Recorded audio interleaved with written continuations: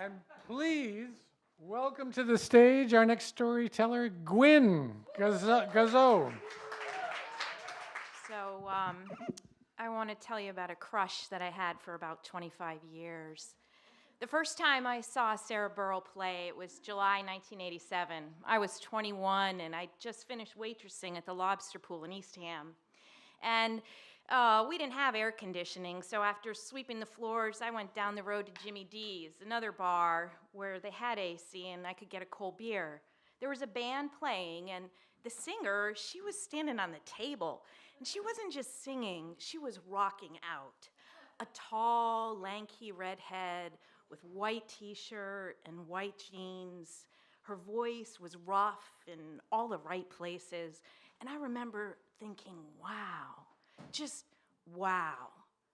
And that was the problem. I was always thinking and only thinking, trapped in my head with my thoughts.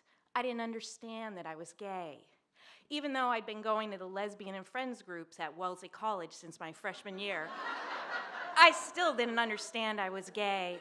I thought about my attraction to women as a problem to be solved or a theorem to figure out, and I just sat there thinking, am I or aren't I? Am I or aren't I? So as I sat there sipping my beer and listening to Sarah Burrell, I didn't understand what wow meant, and I couldn't or wouldn't let in what it meant. And even 5 years later, after I'd finally asked out my first girlfriend and taken her to see Sarah Burrell in Cambridge, even then, I still was struggling to accept my feelings about women and figuring out and understanding my experiences with men. But I was getting there.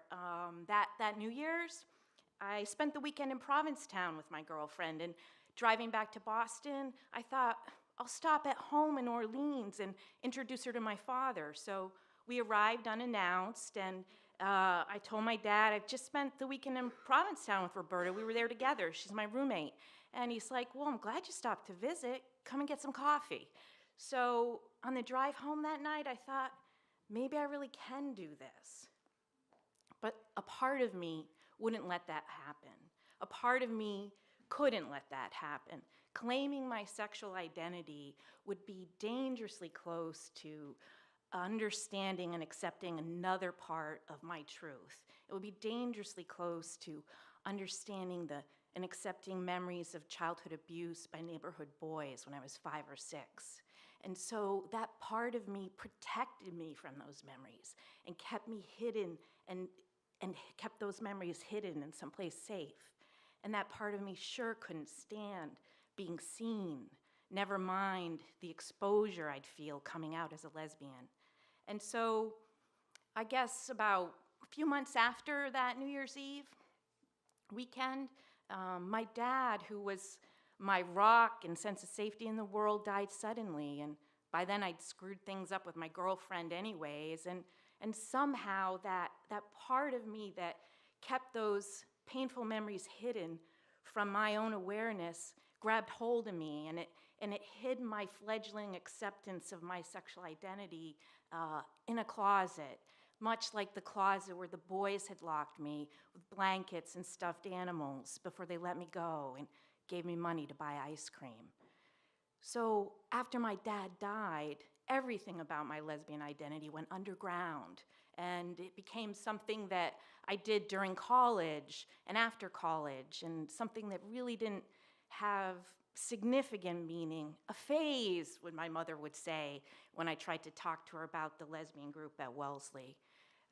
So whether I was looking for my dad or trying to replace the buffer he'd been against my mom and her way of being in the world, I married a man. I did what a good girl does, and I married a man. And I married a man who was a friend and a father figure, and we had a boy. And we decided to raise him on the Cape where I grew up. So that brought me back here, and that brings me back to Sarah Burrell.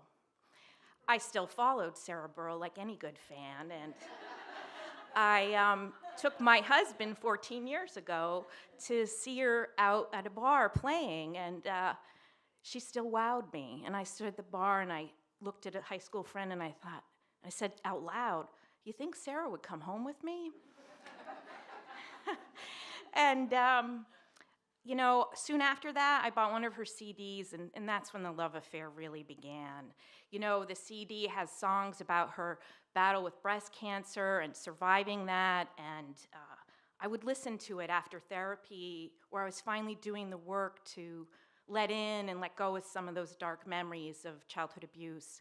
And after a lot of tears and time, I did enough of that work to integrate the fullness of my story and my history, and I felt lighter and I felt freer, and that brings me back to Sarah. I saw her again, back in Eastham, a September day. It was sunny. I was sitting outside on a bench on the town green, listening to her play in the gazebo, and as I watched her walk off stage, my eyes wandered from her red hair to her white shirt, her blue jean pockets, and I thought, in that moment, I didn't think. In that moment, I realized, not in my head, but in my gut, and a little bit lower too, that I'm gay.